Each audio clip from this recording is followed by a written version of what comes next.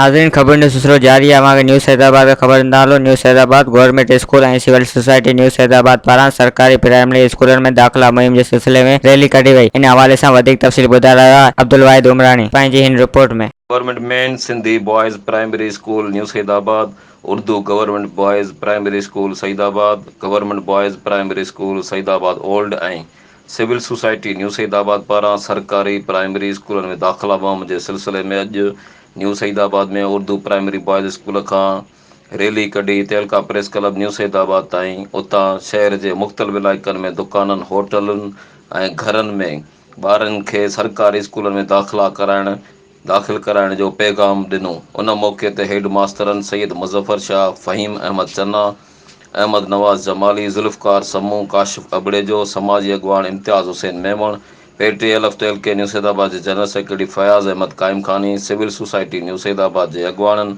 अब्दुल वाहिद उमरानी, वक़ार अहमद लाखो, उस्तादनि इमरान तौफ़ीक़, अरशद हुसैन, मुश्ताक भट्टी, असलम मल्ला, अब्दुर्रहमान अबड़ेजो ऐं ॿियनि ख़िताब कंदे चयो ॿारनि खे सरकारी प्राइमरी स्कूलनि में दाख़िल करण जे माण्हुनि खे आगाही मुहिम जे लाइ रैली कढी वई आहे।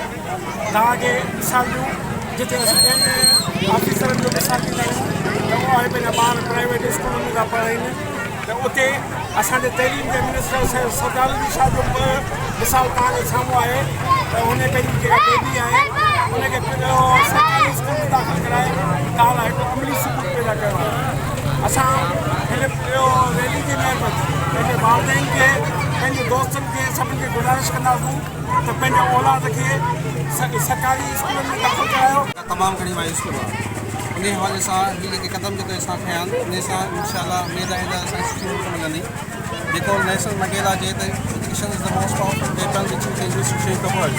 ऐं इनशाला अगरि पाकिस्तान जी क़िस्मत खे बदिलाइणो आहे त असांखे तइलीम जी मुकमिल जेका आहे जेका प्रोपगेशन करणी आहे, उन पैगाम असांखे घर घर ताईं पहुचाइणो आहे। हिन में असांजा IPHM ऐं ॿिया दोस्त बि जेको सोशल मीडिया जा माण्हू ऐं सिविल सोसाइटी जा माण्हू असां शामिल आहिनि। कैंपेन जे हवाले सां माना असां जेको आहे ॿार घणे खां घणा जेको आहे असांजे स्कूलनि में अचनि ऐं जेको आहे असांजी तालीम जेको आहे सुधरी सघे ऐं जेको आहे असांजो हर ॿार जेको आहे तालीम में असांजी सघे ऐं तालीम जेको आहे असांजे हर ॿार ताईं पहुची सघे।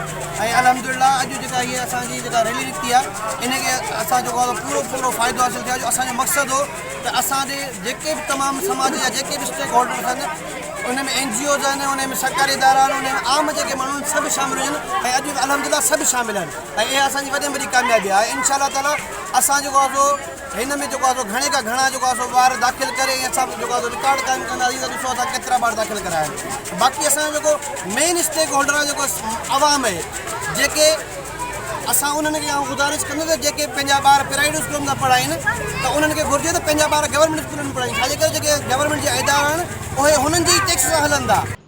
रैलीअ जे हर हंधि शानदार इस्तक़बाल कयो वियो।